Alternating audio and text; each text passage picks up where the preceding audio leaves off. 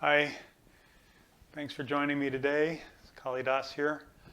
I want to talk about yoga for back pain today and do some poses for the back pain.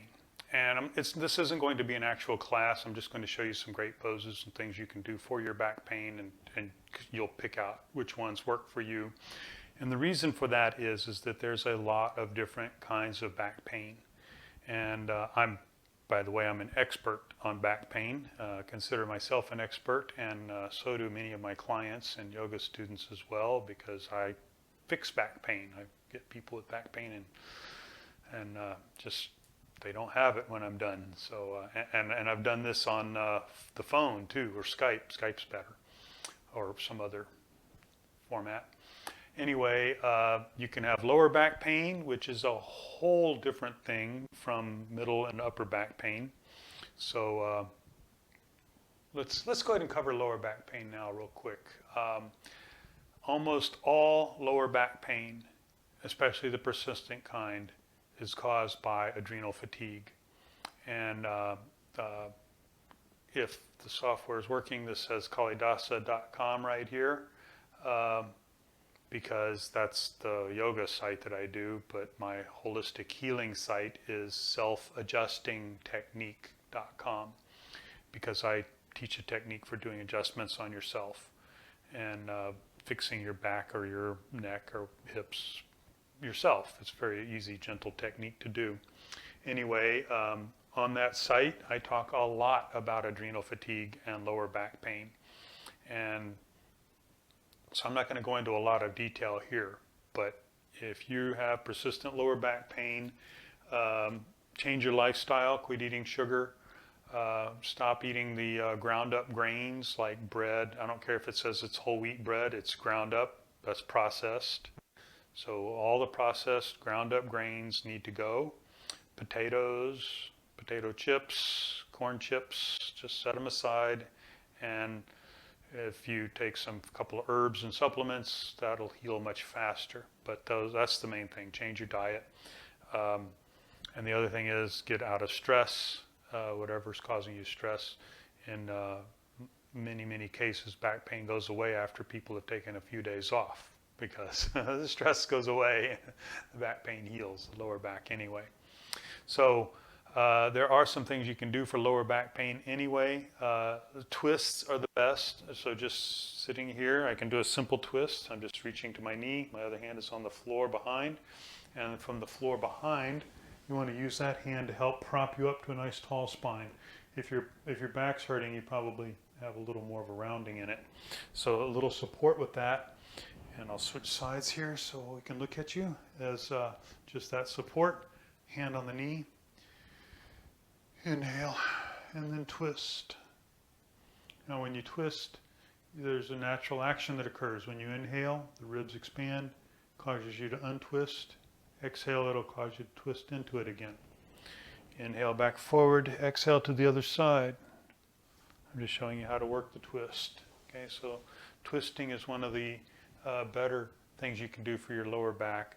There are also other twists. This gentler, more gentle twist for the lower back are done while lying on your back, and basically you can just take your legs over to one side, just gently, just however much works for you. Okay, so I'm starting out here, and really here is a little uncomfortable on the knees, but you can put a pillow or something underneath if you need to, just for a very light little bit of a starting twist.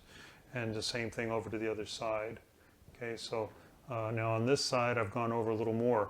I've rolled up on the hip, and that's a deeper twist, so your knees would be up a little higher, a little deeper of a twist. And then the next thing you can do is actually lift your hips and shift them over. I don't know if you could see that, but they shifted around just a little bit. That bottom came towards you, towards the camera a little bit more. So that's the twist there.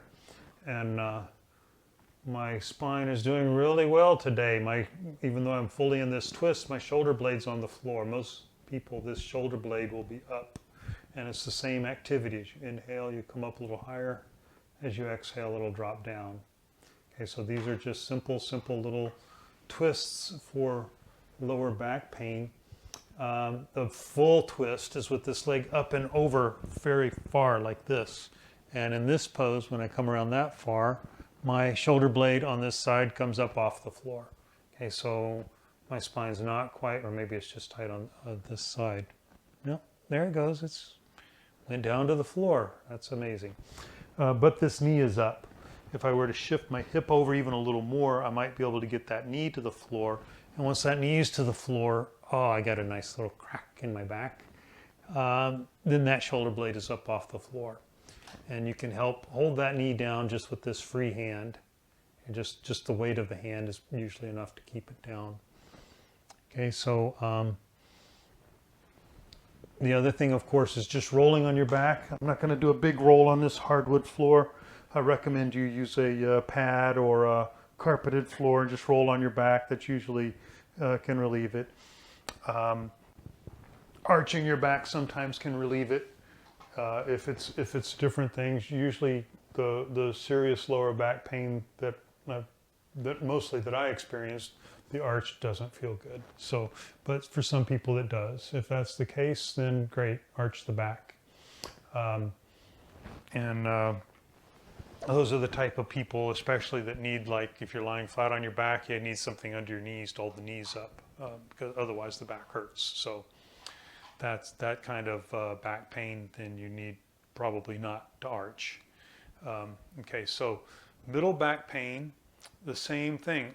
Our twists work really well for the middle back, rounding the back. I'm going to show you a nice technique here in a moment that you'll really like. That really can work into the middle back here with that rounding of the back. A rounding and a twist.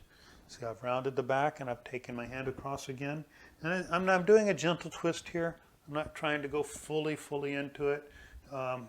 Dropping this shoulder, pulling a little bit stronger on the knee.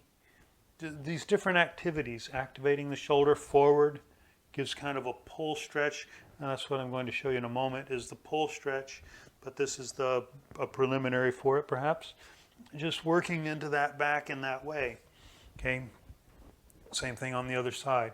Now, what usually causes, this time I've gotten under the shoulder blade.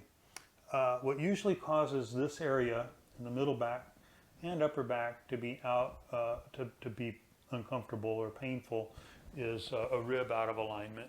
So that could be because you banged into something, or you slept weird, or you got into an awkward position to fix something under the sink. And you came out and it was just bothering you. So that's a rib out of alignment. I teach how to do that in self-adjusting technique, how to adjust that. But if you're watching this video, just message me. Maybe I ask you to do me another favor or something, like write a comment, and I'll send you the video on how to deal with that. Usually it's to have a friend do it for you. So if you have, especially if you have a friend that can help you out, they don't need a lot of skill. It's really not that hard to do, to adjust somebody's rib. If you know my little simple technique. So message me, I'll send that off to you. And I'll show you the one for adjusting the upper ribs here. Okay, so this is the other one that gets out of alignment, is in the upper back. And as I mentioned, the pull stretch, I'm going to show you that a little bit more here. You can do it by hooking the fingers like this, or you can grab a wrist, or you can, however you like to hold on. It doesn't really matter. It might matter a little bit, but for now it doesn't matter so much. So I'm going to show it just by doing this. And what you're going to do is round your back, flex your hands out forward, and kind of push your elbows wide at the same time. So you're not trying to be fully forward, but you do want that activity, that action of the hands moving forward. You also want to hunch your shoulders up and pull them forward. So everything forward except the elbows. They're pressed out.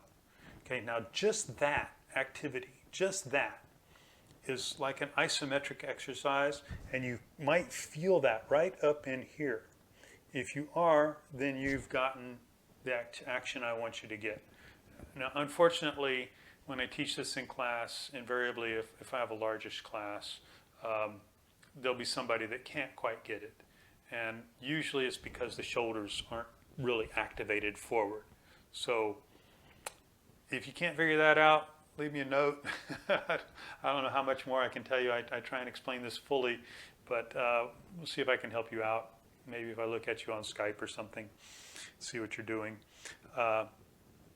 So that, again, that pull, activation, and the muscles, I can actually do that without pulling. I'm just pulling the shoulders forward. I'm tightening these muscles up. Just think of a bodybuilder, trying to puff up, just that action. Well, that does it too. So just that bodybuilder strength, that makes it happen here too. So you can try that. Now you can move that stretch around. That just activates here, but you can move that stretch around all over the back simply by moving your body around. Okay, so you rotate around to one side, and this is where a changing and how you hold might be better is if you pull this hand, because this hand, we're not really working this side, we're working this side now. So you're kind of helping to pull this arm around. At the same time, again, these muscles activate. So here again, just that activation, I can feel that. And then add to it by doing that. And add to it a little more by flexing the hands forward, maybe pulling in, maybe moving them up and down a little bit.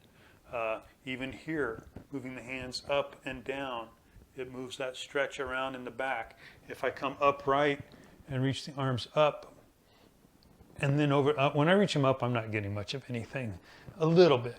But when I go to the side, there it goes down into the shoulder blade, right under the shoulder blade even. So you can activate all these different areas just by moving around a little bit or a lot.